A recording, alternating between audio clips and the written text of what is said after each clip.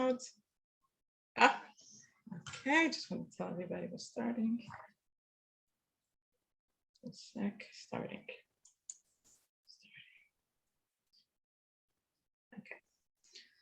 So first of all, what's so fascinating, which I just shared, is that every time, I mean, this is like so many new revelations. Every time, that's like people are confused. How come I didn't understand like that? I didn't either understand like that. But when you learn more and you expand more, now you really know what it's talking about. So I want to ask a question. In the past, if any of us have learned this Sicha by El Pare, what did we understand? Not for me, on our own. What did we understand that the Sicha was about? Anybody want to share with me? About the Geula, no? Right. No, but yeah, that's besides. But like people who learned it a while back, what was the understanding that what the Sicha was about? That Moshe doesn't need to be afraid because Hashem is with him. Okay, right, that's it. So that was the understanding that I understood. Kitzur. Yeah, Bekitzer is like conquer your fears. If you have Emunah and you believe in Hashem, everything's going to be okay. Just bring Hashem in the picture. Don't think that you're doing it yourself. That's what I understood from what I learned from other people in the past. But this, when you break it down and into bite-sized pieces and really get what it's talking about, it's a whole different story.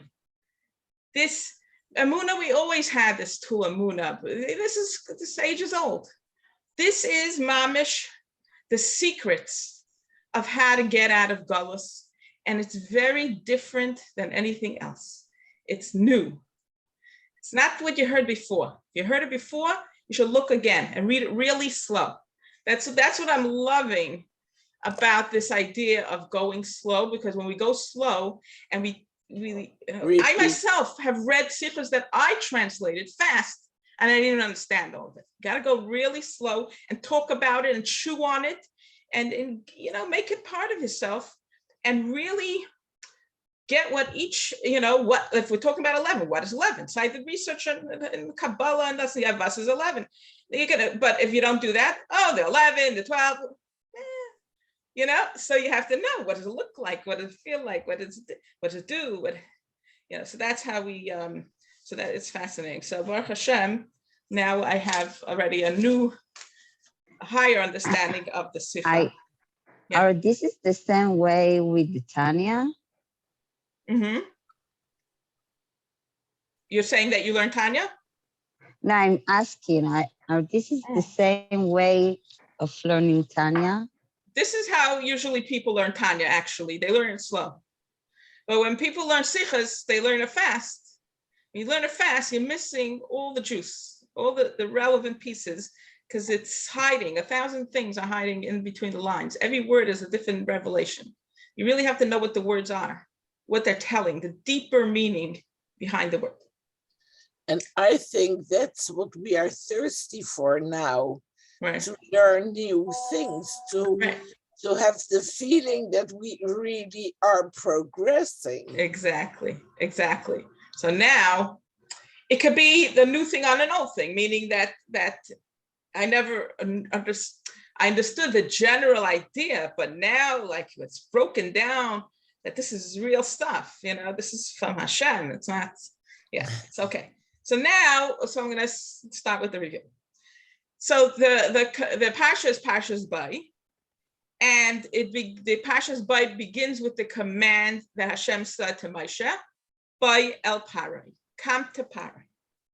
So this is the name of the Parsha, and it's also the Parsha that speaks about the actual redemption from Exodus, from Mitzrayim, okay? From the Exodus of Mitzrayim.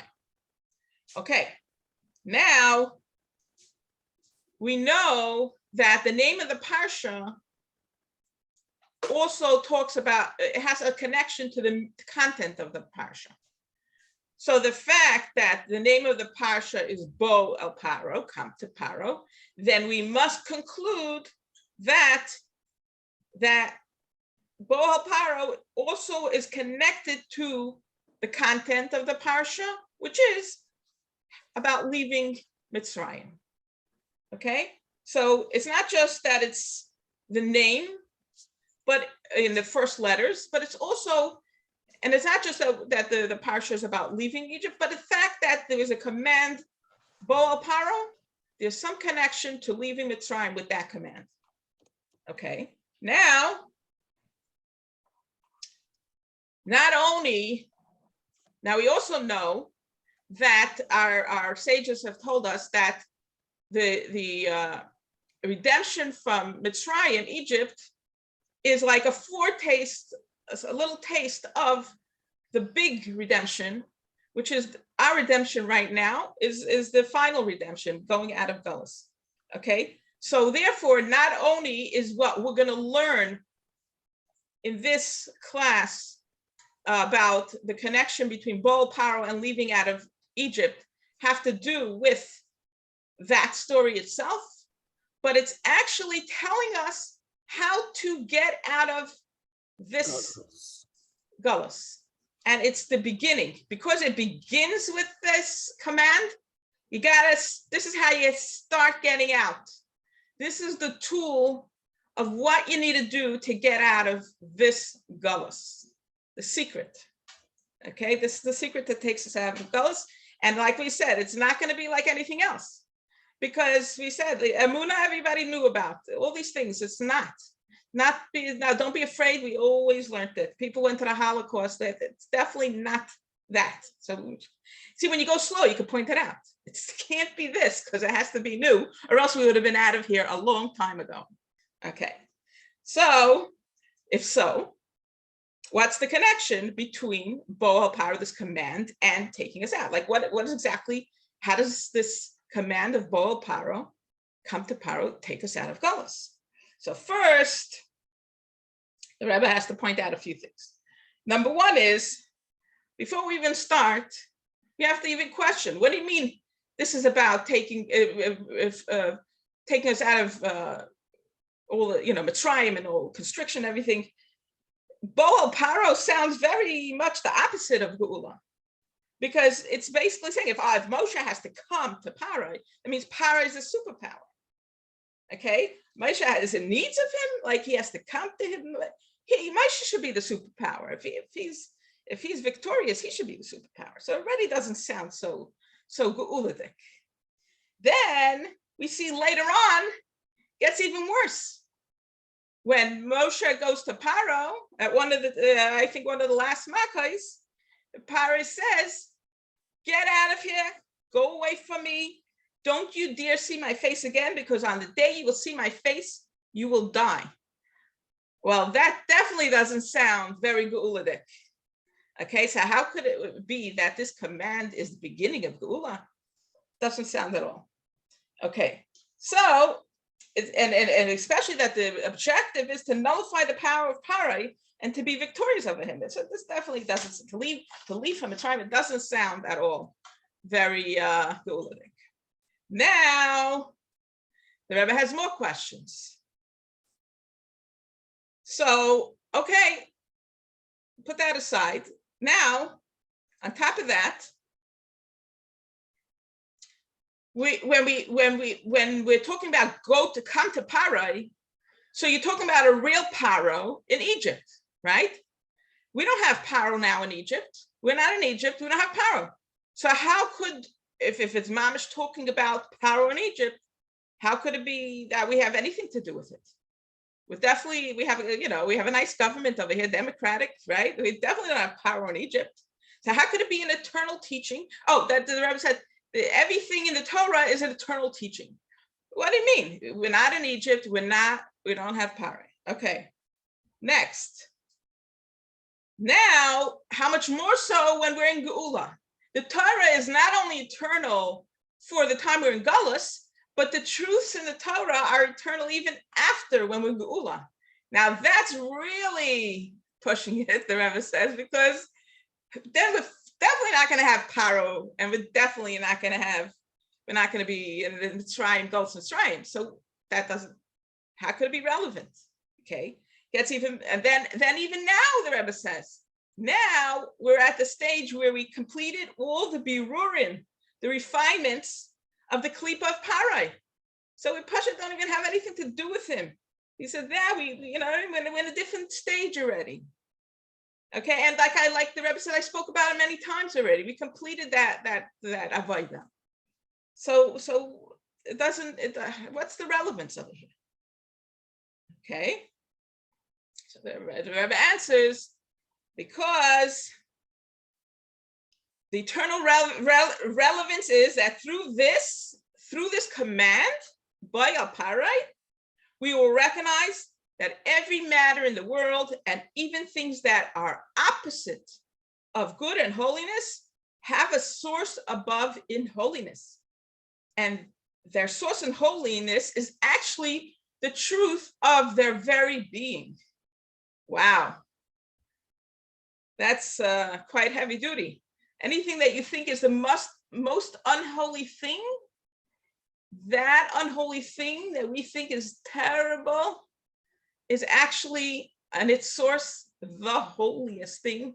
And whatever it says about it, there's some holy version of that. On a very simple level, ego, okay? Ego looks very unholy, right? You're so full of yourself. You think that you created yourself. What's the truth? What's the holiness about the ego? That when we recognize that we are a manifestation of Hashem himself, of essence. I, Anochi Hashem. We are the manifestation of I am Hashem. So we are actually one with the greatest ego of all, the holiest ego of all, the I, the greatest I. And that's why actually when we heal, we do the worthiness piece and all the deserving, and I'm worthy of this, and I'm allowed to be true to myself. I don't have to be what everybody else says, because I'm a hush of a person. I'm a manifestation of God. You got to do what God says. I don't have to do what everybody else says. And we start learning the language. So this is an example, but you have to go through everything. So it's not saying that there's something holy about being arrogant and hurting people. No, but there's something true that is very, very high.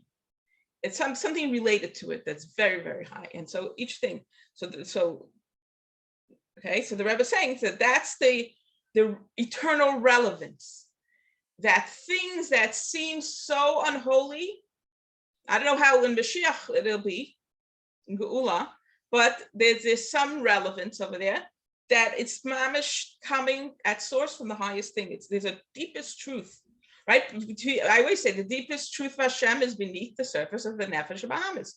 Everything that we all made fun of the Nefesh Bahamas, we're now learning is the deepest truth. For example, we always learned in Hasidus, the Nefesh Bahamas will do anything to live, right? He'll do anything to live. All he wants to do is to live. He'll kill everyone. He'll steal everything just to be able to live, right? What's the truth? There you go. That we are here to stay down here and make this world a dwelling place. And who didn't have the truth is an Nefesh Elokos, the godly soul. Godly soul is like a flame going up. He always wants to die. That's not the point. See? So that's examples of how you understand that the things that we thought were so, so bad about the Nefesh Bahamas. Hey, actually, he was trying to say the truth, but he didn't have the kalim for it. He didn't know what to do with it. Like a cranky kid that's throwing a tantrum. Okay, why is he throwing a tantrum?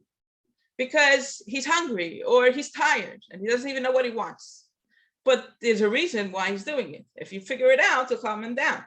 Instead, you just, I'll be quiet, stop making a tantrum. No, there's a reason, something.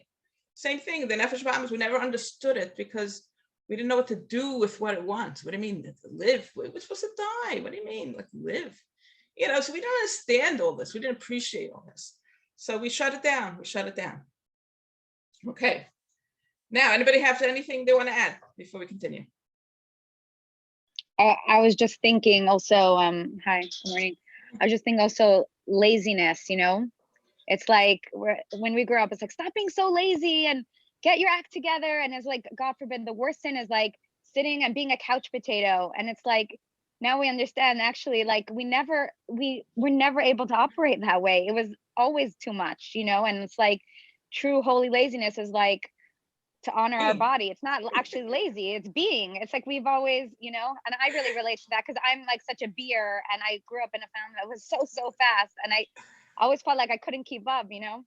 So I mean, I tried very hard. I'm smiling because I just thought that today about somebody.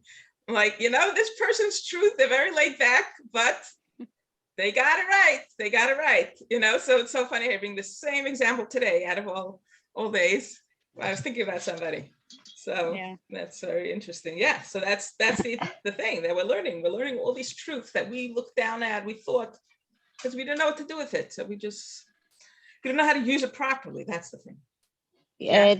I do you go in more deep about the pure side of what it's look like evil? Because I got some from the idea, but I'm feeling like it's not enough clear to me.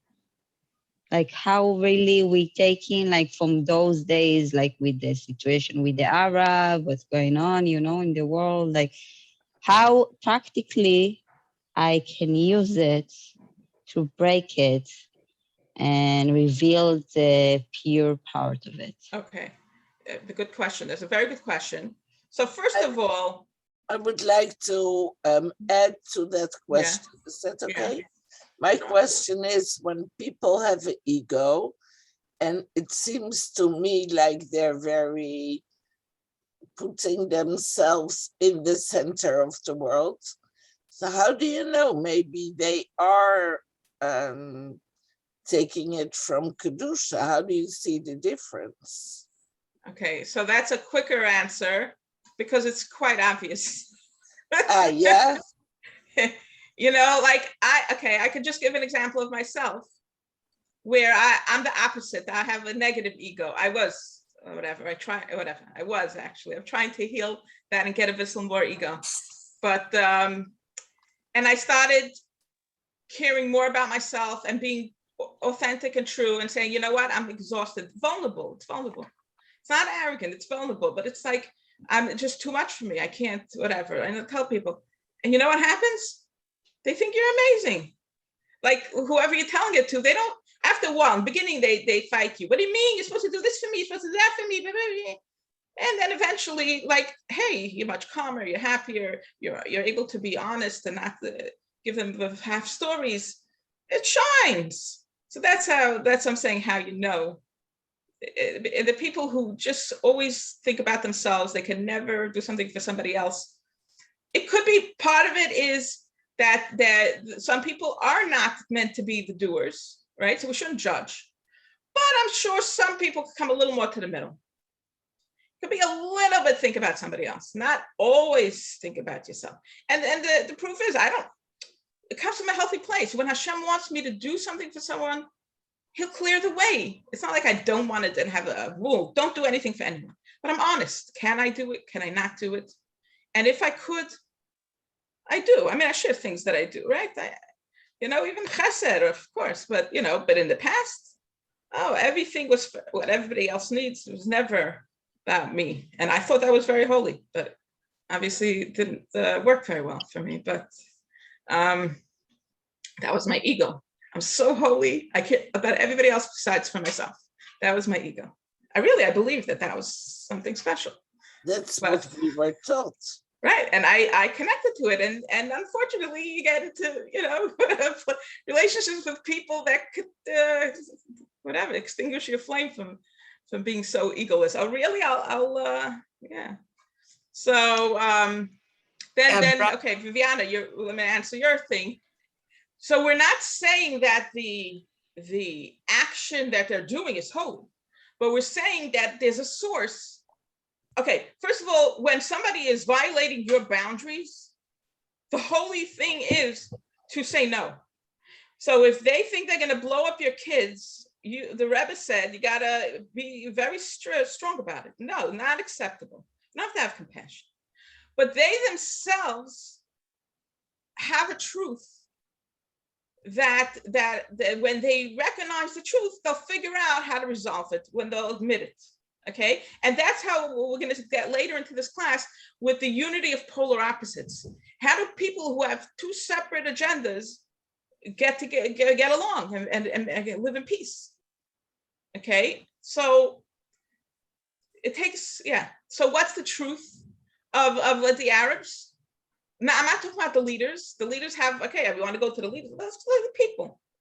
They're being abused by their own government, and they deserve to have a good life.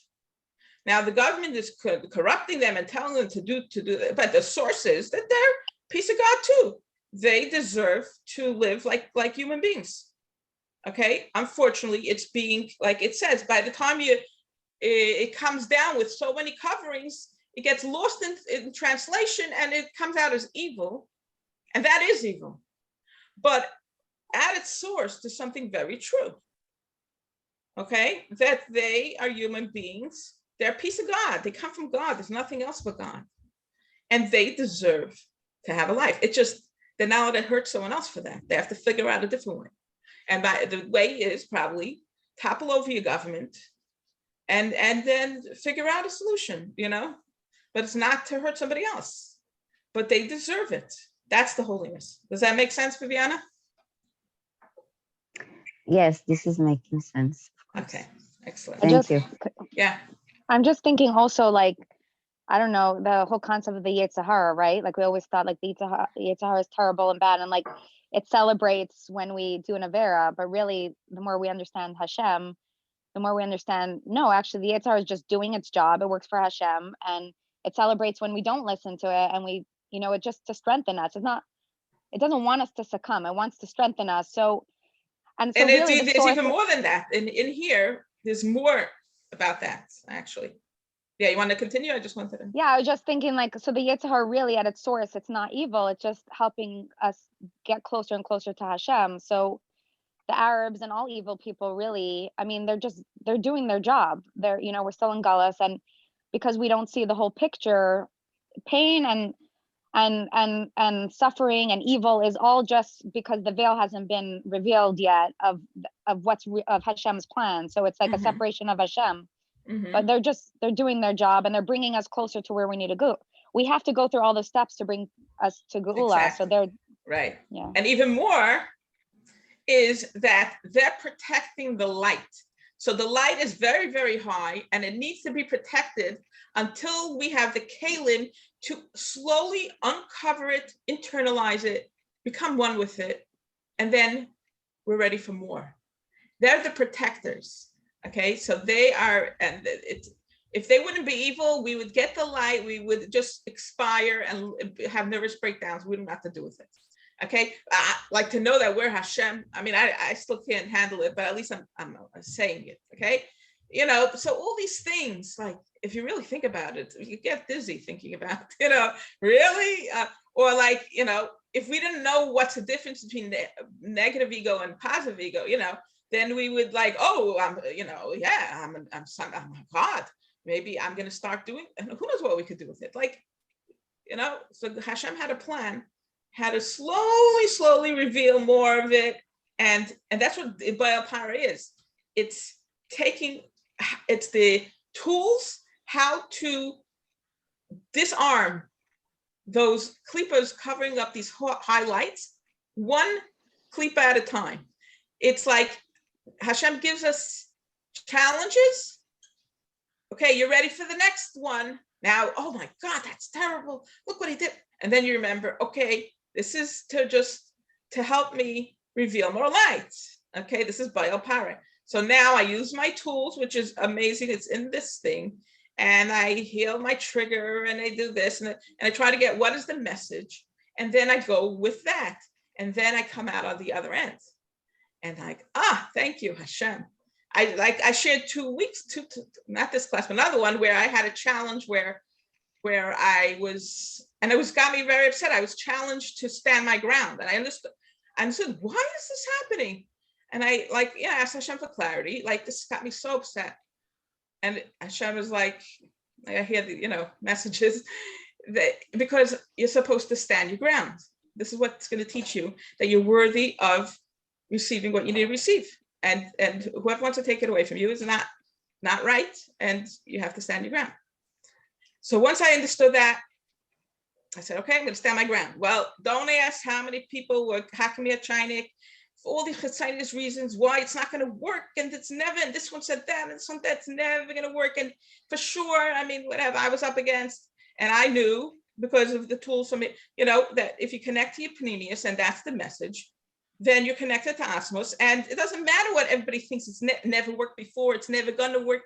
Doesn't matter. If that's what Hashem wants to reveal, for sure he's going to reveal it, because that's the purpose why he gave it to you.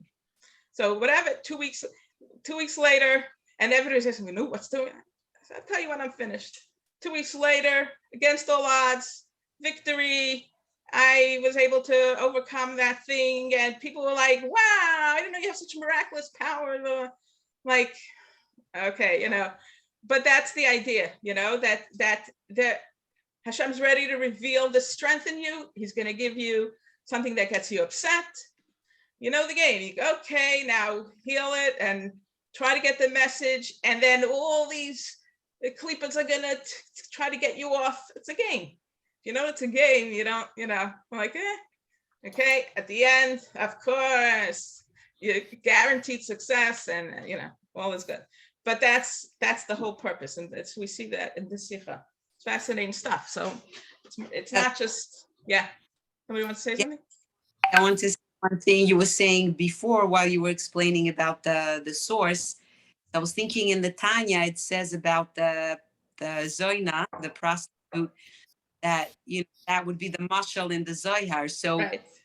She's doing like what Nechama said before, like the Yetzirah, but the example of it is so you see like how a woman could like fall so low, but really the highest source is that she's a woman can fall so low, but really she's the one that brings life, literally and emotionally, spiritually, on all levels. So it's like the source of it, and also intimacy. Wow. Yeah, I never thought about that.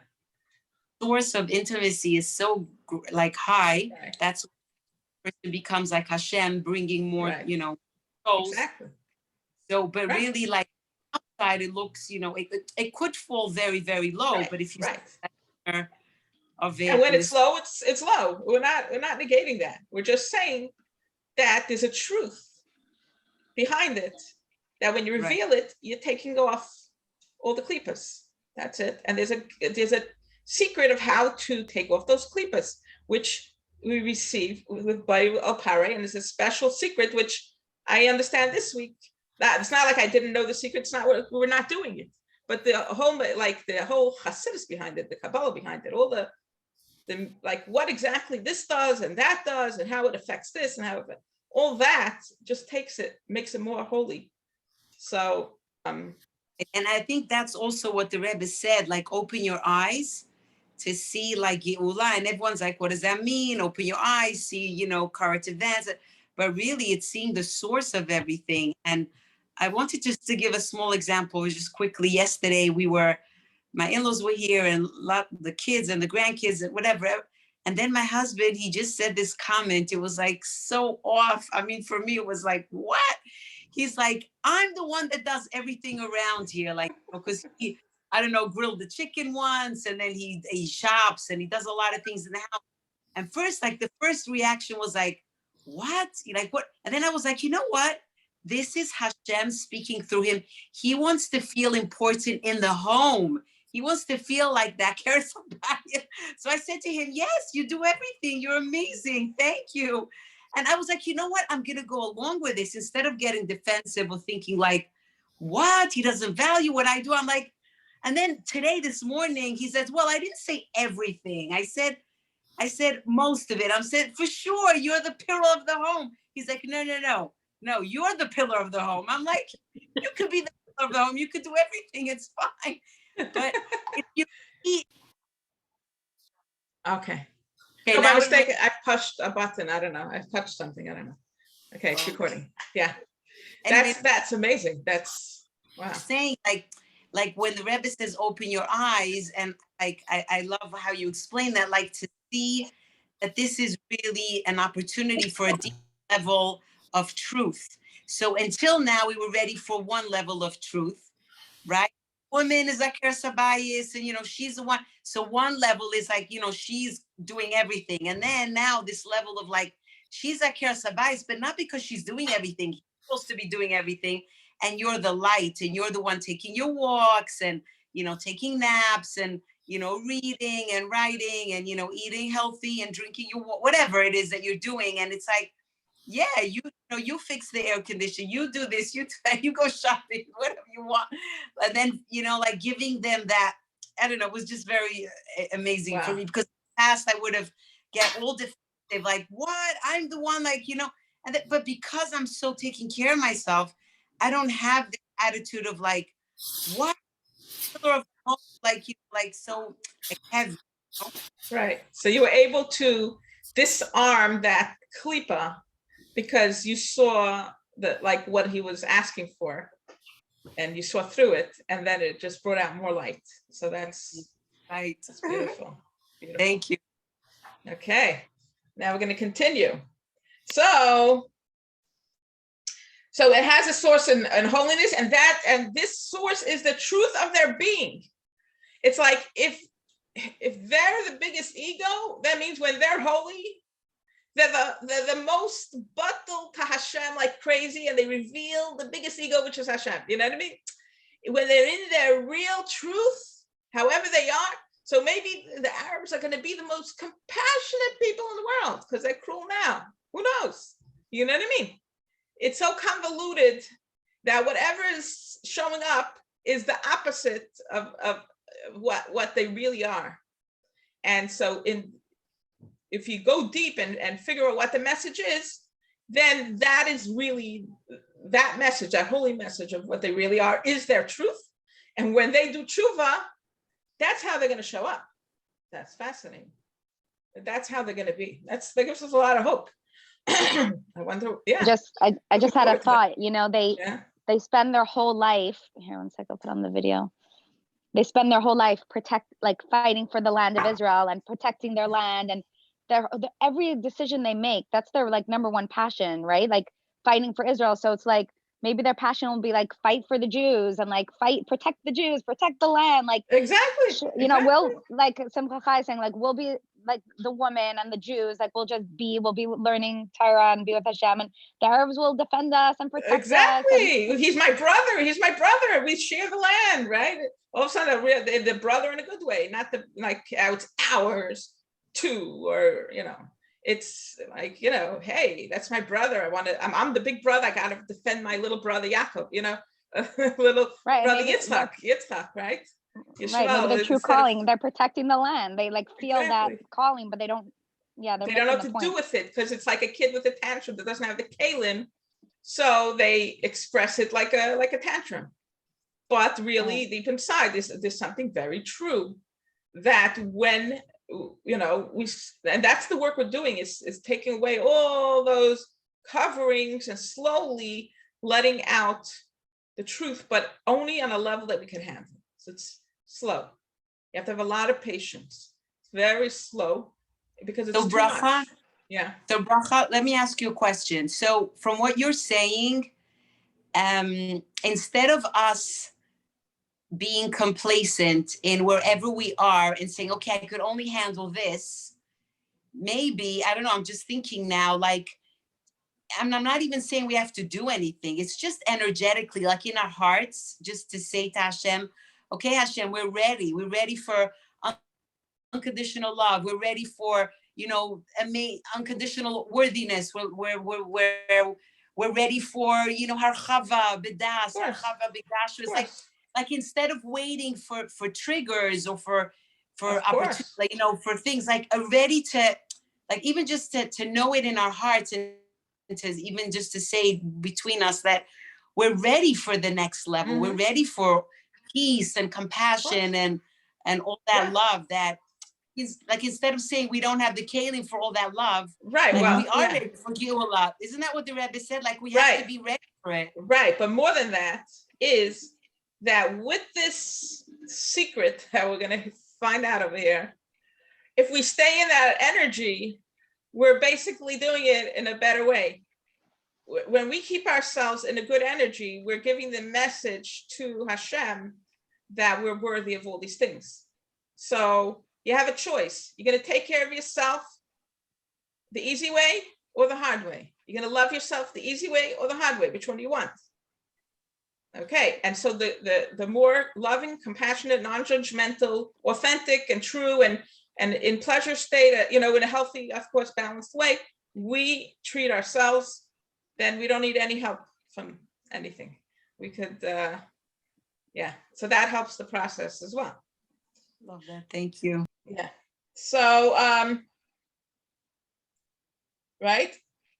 So now, the Rebbe, to understand what the truth of Parai is, the Rebbe quotes the Zohar, and he says, the pasuk v'hakol nishma Beis Paro, and the voice was heard in the palace of Paro. Now I love that word, kol, voice. Why do I love that word? Because that's what the feminine is all about. That's the voice, the kol kala. We learned the kol kala Sicha, that when it's time to reveal Geula and reveal Hashem's essence, the voice of the feminine is going to be heard. And this is exactly what it's talking about over here too. How we're going to reveal essence through this voice being heard. And the Rebbe says, so what does the Rebbe say? That the heavenly palace of Paro is symbolic of the palace above. And his name Paro, from the word isparu, which means flowing, gushing forth, reveals the palace of Paro at its truth and source. So what Paro is revealing from his name is that we are, like you said, are worthy of getting everything from flow, coming towards us easily, that we don't have to work so hard and be so, eisgemutscht, as you call it. That the truth is that from his name, that we're really supposed to receive from flow. That's our truth. And that has a lot to do, the fact that it says Beis Paro, the voice was heard. Something about the voice being heard is connecting us to the state of flow. When we acknowledge that voice and we go with it and we do what we got to do, we're bringing in the flow, which is miracles and brachas and things coming to you that you don't have to chase. And that reveals Beis Paro, the house of Hashem, which is dir b'tachtainim, which is Atzmos. Yeah, somebody wants to say something? I can't hear you, Gila. You saying something? No, I did like this. Beis Paro is really from high. Right, the house of Atzmos. And it's also saying that this is going to reveal the essence of Hashem in this lowest world, when this voice is heard. Okay, and Paro, from the word of flow, it's going to connect us to this light of flow, and that's connected to revealing essence. See, now already we're getting so far away from what people thought that the Sicha was all about, which originally what I said, what I thought and way back, is that it's about, don't be afraid, have bitachon. If you come with Hashem, you'll be able to not be afraid of things. This has nothing to do with that. Nothing. It's a whole different story going on. Gets even better. That's what I'm saying. It's like when you go slow and you break it down, there's secrets here. Kol, let's connect to Kol, the voice, the feminine voice. Hey, there's something to do with that. When the feminine voice is heard, it reveals this flow of Paro. Isparu is the flow. And that reveals the Beis Paro, the house of Hashem. So okay, I'm sorry. Connect to that. Yeah. Sorry, how does Isparu mean flow? Oh, how does this? Okay, so Isparu, that's what it means. Isparu is flow. It's gushing forth in whatever it's, in literal translation. I looked it up, and that's what it's explained that, and it's understood as the flow. It's a flowing light, Shefa. It's a light of Shefa. Oh, and also Yossi Jacobson, of course. Bracha? Blame it on him. Yeah. Bracha, I want to say also something else, that while you were saying this, I remember it says that when Yosef, like he you know, how do you say, he revealed himself to his brothers. So it says that the house of Paro heard, and they were pleased, like they were happy, like they were pleased that to hear that, you know, Yosef had a family and his brothers came together. I was just thinking, like even what we're doing now, like, we're, you know, when we come together and we heal together and support each other and love each other and see each other and really hear each other, and like you said, with no judgmental, and seeing like Hashem in every one of us, it's like this makes the Beis Paro, this makes all those, you know, wild lights, all that flow just flow down even more, because it says the Chumash that when Yosef revealed himself to his brothers and they came together, they were loving, you know, and they healed, right? I mean, it was a healing moment for the family.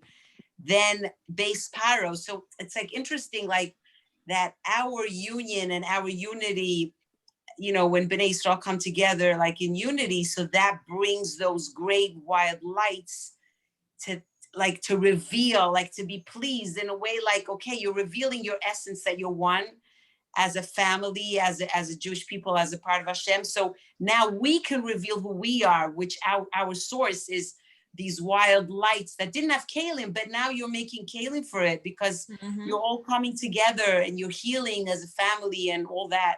I don't know, it just came to me while you were explaining and we're that. understanding it. So together we're processing it, and you know, that reveals it. Yeah. And then Yaakov came and blessed the river that he will flow, like you said, through Paro. Look at that. Like flow. You see that? When they all, right, when they reunited, what happened? And then Yaakov blessed the river of Nilos to flow, right? Wow. So that's beautiful. Maybe we're the 11 brothers. Wow. Yeah, maybe we're the Gilgulim of the 11 brothers. Exactly. We have 13 people on here, but right now. 13. Yeah. Okay. I don't know, Bracha, if you want to continue, but I have something to add on a personal level. But what we're going to do is that we're going to stop at 2:35, and then we could continue. Like, we'll go slow. You know what I mean? Like, we can make it into like a sort of like a Farbrengen learning. You know, because I don't want to do it more than an hour, Stam, because people listening to the recording. And then if people want to stay up, you know, we could just shut the recording if people still want to stay on a little bit more. But I think that's a good idea to keep the class to an hour, and we can go as slow as we want, because every week it's new, you know. So yeah. So I just share, when you're saying the voice, just it's so fascinating. Like, well, I'll tell you what came up for me, that in general, now where I'm at in my healing journey is like very much about the body and we're breaking up. And anytime now, any discomfort or pain, I'm breaking up. Yeah, if you could say it again. Yeah. You hear me now? I hear you now. Yeah. Okay, so when you're saying like call the voice, right? It's the feminine voice. So I was just thinking an experience that I had last week, that anytime now, like I have a somatic experience, meaning like something's uncomfortable in my body, like stomach pain or whatever, I just now heal it. I know it's energy because I've had enough experience with just somatic that it's like, okay, my body is communicating something to me. And last week I had the most amazing experience because my stomach started like feeling uncomfortable, like bubbly and just energy. And I was like, okay, you know, normally I would have been like thinking it's just a physical thing, but I already know, I'm like, something's going on. So anyways, I went to someone who helps me, and, you know, I was lying down and listening to music. And right away I said, I feel that my head and my stomach are in a war, and they're both fighting for control. And then anyways, and then I said, oh my God, and then I felt, and she's like, feel your stomach. And I said, I feel like there's the tubes from my heart, that like the blood that goes into my stomach is tied. There's a tight knot. And then she's like, could you feel it? And I was like, yeah, I was like, I feel it. And then anyways, I was talking to that knot and like pressing it, and then it released. And all of a sudden, like visually, and I felt it, and also visually, like, and you're talking about the flow, right? I saw this like flow of like blood, gushing blood, like flow. And that knot was full of garbage, like literally like gunk and black garbage. And then my stomach was communicating to me, and it was like my only job, like the stomach was saying, I'm worth this. My only job is to hold garbage, which basically that's the gut, you know, netzach chai yisai. Also, it's like that like gut intuition, and it was like it never, that my intuition, like my own inner knowing was shamed and put down. So it was like that was just used to hold other people's truth, other people's garbage. And it was so powerful, because then it was like, well, and then it was like, well, the brain dominates me, the brain doesn't let me have a voice. And then I literally reconnected it to the heart. And then that my heart, it took time, but my heart was like, and my brain finally, it was like, you know, a masculine who's like, it was like, you know, in the middle of the session, it said, you know what, you're right, you have the higher truth, like I surrendered the truth to you. And then it was unbelievable. And then my stomach, then my heart like finally opened up the channel to the stomach, and it was like I saw this like powerful light, you know, like yellow light speaking into the stomach, and it was saying, all of a sudden, like intuitively, it just said like, you have such a sweet voice, I trust you, like you have the truth, like, you know, you sense things, you know. And then it like slowly, then there was a shift, and it just like slowly warmed up, and it's so powerful. And then at the end, the brain took a wheel, literally a wheel, and gave it to the stomach and said, you're the driver of this body, you are in charge. And wow, it sounds exactly like what we're doing. It was so, and it was like masculine and feminine. We've talked about this is masculine, this is feminine. That's exactly what I experienced. Wow. And then since then, it's like my stomach, like I understand, like this flow is going on my stomach. It's like that's then you are a Kaylee. And since then, I like what Simcha Chai was saying. Since that happened, it was like a week ago. My davening has been like, no more pain, no more suffering. I'm open, like I'm ready to like just receive just love and desire and connection and just in flow. Like I'm open for it. Like I don't need to be taught anymore with pain. Like I'm not saying that I'm finished. I'm open to grow. I'm gonna keep growing every single day, but just by being a vessel for it, it's like, right. Anyways, it's so amazing because our body literally is, like we always say, our body's a whole world, but it's literally when you go in, the brain and then the bully in the brain, but then the healed brain and the stomach and the heart and like the chains around the heart, and it's so fascinating. Like it's all part of the Techiyas HaMesim also. Exactly. Like, and Hashem is in Yirmiyahu, it says Hashem is going to communicate to us through our bodies.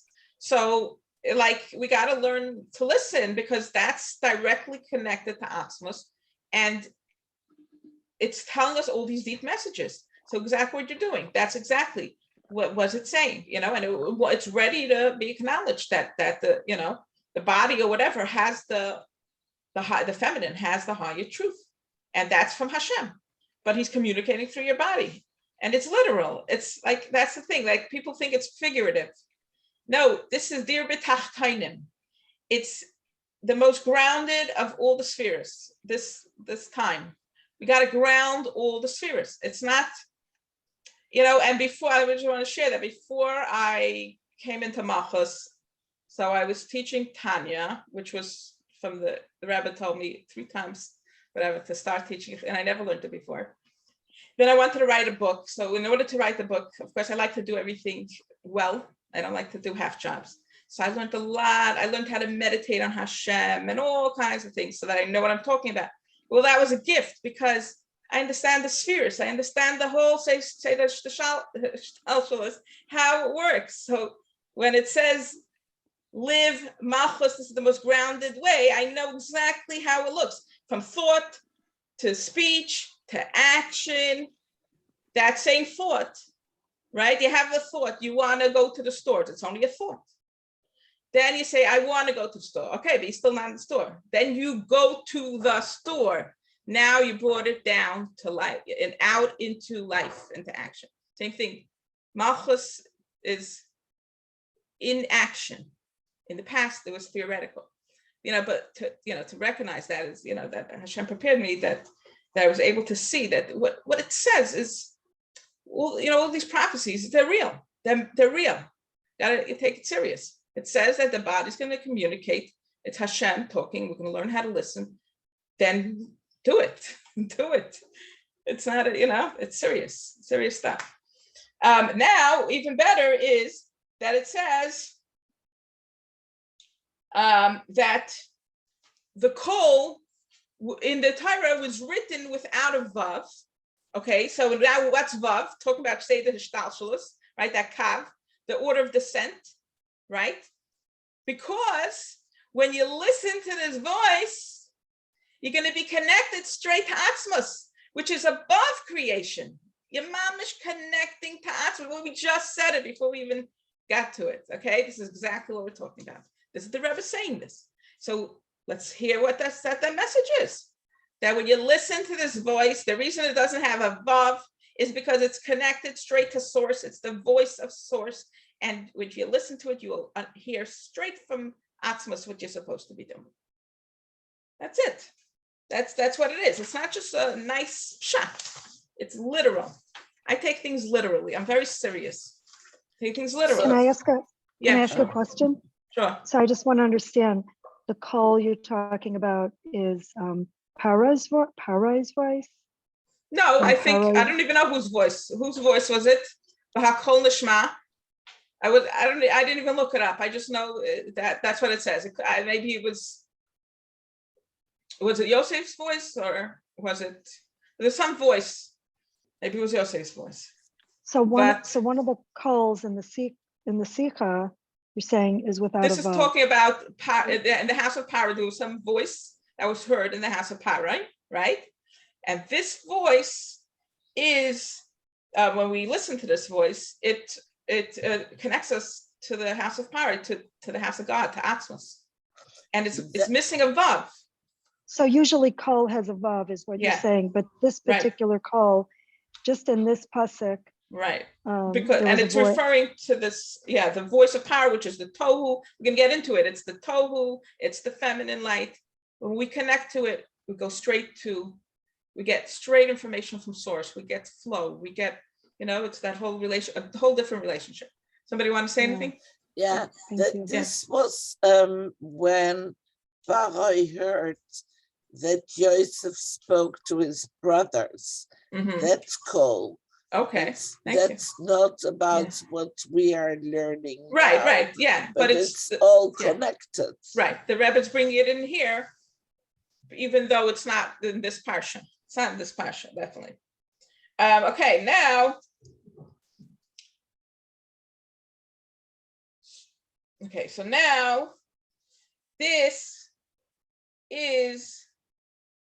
Okay, so over here, what we're learning is that when we give voice to the secrets behind the surface of all these things that look evil and negative, and behind the surface of the klippas, then we're actually revealing Atzmos, the truth about Atzmos itself. Okay, which is, okay, I'm getting ahead of myself. So it says, okay, the mission tells us that this voice, which is heard in the power, is revealed at source when you listen to it. In that from power at source and holiness, there involved the power below, who's been empowered to combat holiness. Okay, so again, what are we saying here? That Parai was empowered. The very high lights are covered with klippas because they're empowered to combat holiness. That's their mission. Their mission is to guard the light until we're ready to uncover it, right? Now, we don't have to uncover it through pain. We could also recognize things ourselves and live that way and live our truth, and then we don't have to have pain. But the bottom line is they hold those secrets of the highest, most connected way of joyous and connected living with Hashem. But they're guarding it. Okay, so that's what it means. That you're empowered to combat holiness. Go slow with that. Okay, they're given that for a reason. Okay, so now, this is how I wanted to add here is that this whole piece is a source of the healing triggers tool that I share with everybody.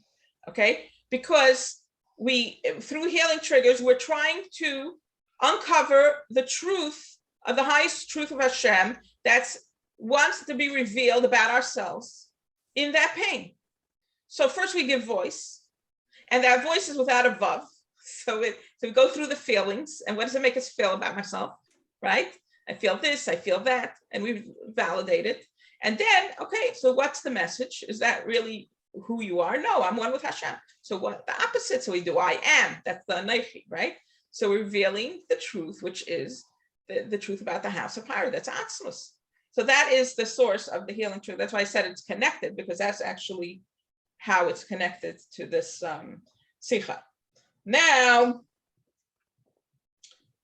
to understand more about the true source and holiness of the command by al parai, which comes to uncover the deepest truth of your essence with a special koyach, which is one with Hashem's essence. Okay, so this command by al parai is basically telling us that the fact that Hashem gave the command means that Hashem gave us a special energy which is one with essence and allows us to have the ability in the right time to confront these evil experiences or negative experiences and come out better for it on the other side. Instead of being destroyed by it and hurt and lost, we're with this kayach, which the Rebbe is going to get into.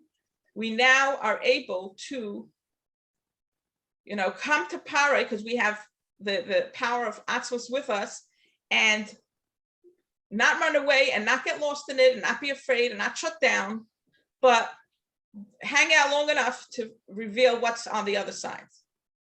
What secrets about me or about Hashem are you here to share with me? Like I shared before, that I had to stand my ground. You have the energy to stand your ground. You're not a nothing, you're not a shmata. And when I did it, because I understood that was a message, and how did I get the kayach? Because I used this secret, to keep myself in a good place, so I'm not falling apart. And that's what keeps me in a good place, no matter what. Then I was able to withstand everything and come out on the other side. Even now, I have even more courage. You see it work one time, don't even think about trying it again. But if you do, I was able to do it last time, I could do it again, So this is very strengthening. It Pashat gives you, it's very loving. It's very loving from Hashem. If that's the right thing for you, I will make sure, no matter what anyone says, you're going to come out at the other end better than you were before. Okay. So now, so the Rebbe is saying now, the Zayar explains why B'naf Hashem needs to issue instruction. Come to Parai. Why does he have to say come to Parai? Why doesn't it say go to Parai? Isn't Hashem telling? Why is the instruction worded like that? Why is it come to Parai? Why is it not go to Parai? So because now we can look at it in a very superficial level, that it's just talking about the story of what happened in Egypt. Okay, so he's going to Parai, right? So what do you mean come to Parai? But the truth is that the Torah is eternal, and there were a lot of deep things going on at the same time that the story was playing out. And therefore, it's not just Moshe going to deliver a message to Parai. It's what was really going on was that Hashem was in the middle of revealing godliness and das of Hashem's deepest truth to Moshe. And he was leading Moshe, this is what the Zohar says, from one heavenly chamber to the next. And he was sharing a lot of secrets until Hashem was ready to reveal the secret of the great snake, which is the holiness of the source of Parai, the superpower of the time.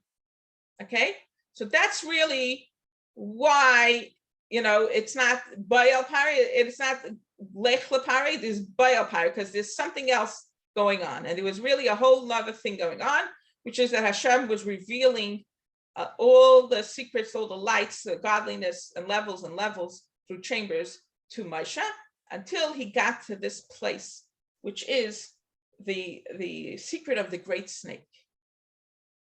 Now, I believe the secret is that we're one with Hashem. I think that's the secret, and everything else that follows along with it. But, okay. And everything that happens is really to wake us up to realizing who we are. Really, that's really what it's about. What? I can't hear you. You're on mute. Oh, the snake is about after the hate that they ate from the tree. And all these secrets are like Hashem gave to man before the tree. So maybe that's connected. Right, it's definitely connected. But what happened after they ate from the tree? It's exactly because they got covered up, right, with klipa, and they ate from the tree of knowledge of good and bad. So they got covered up so that they could slowly acclimate to the recognition that they're one with Hashem. So it's really the same thing. That's the secret. That's what I'm trying to think. What's the secret? Totally. That's great. The secret. Yeah, right. That's what I'm thinking exactly. Right. That the snake, it's like the snake was saying, you can't handle this. And then we had to go through this process of really, like, look how focused we are on Dira B'Tachtonim. Like, we're making this place a holy place for Hashem. I want to say that one of the big helpers is blame. I feel like blame is such a great klipa. Like, it's a big helper, though. Like, I see whenever I'm noticing now, just you're helping me so much because there's a lot of blame energy around me right now about a struggle that someone's going through. And it's like, we always know, oh yeah, you're blaming me. But now I'm really getting that that's so strengthening because it's telling me stand my ground and like totally. It's just a trick to see if you get a buckle. Totally a trick. And believe it. Are you going to absorb it? Are you going to take this, energy and make it yours? Or is this really not about you? Like, and then better, who am I? Like, then I get to go find out who I really am. So it's just, I love it. Like I didn't love it when I was suffering through it. Yeah. And we have to admit, okay, suffering is never pleasant. Okay. The difference is that when you have the secret of how to uncover without getting destroyed by it, we're going to get to it. We didn't get to it yet. Then it's bearable, and you don't lose your connection with Hashem in it, and you even feel like geuladik in the suffering. But of course, we don't ask for suffering. But it's not like it doesn't hurt. It does hurt. That really is what it means to go into it, though. Like Hashem is mamish saying you have to go into it. Like he's saying you're not gonna die. You're gonna come right, right. And especially if you take this gift, a special gift, which we're gonna get into. It's fascinating what it does for you. I'll spill the beans. I just want to end by an hour. The Tohu light. I get into breaking it down. What it's the whole recipe. And all these fascinating things about it. You take that with you, that's your armor, how to go into it and not get destroyed. And I've tried that myself. So, spot on. If not for that. So I'm telling you, that is the secret. You take care of yourself and be true to yourself, and don't create your own stress. Be very honest. And all, put yourself in a good space when you heal you, whatever, you could handle and come out at the other side. Yeah.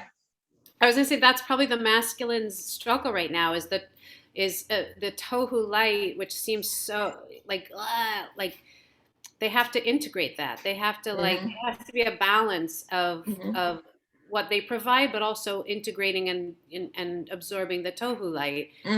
And that's hard when you're not used to feeling and you're not used to it was also like so foreign to them. Right.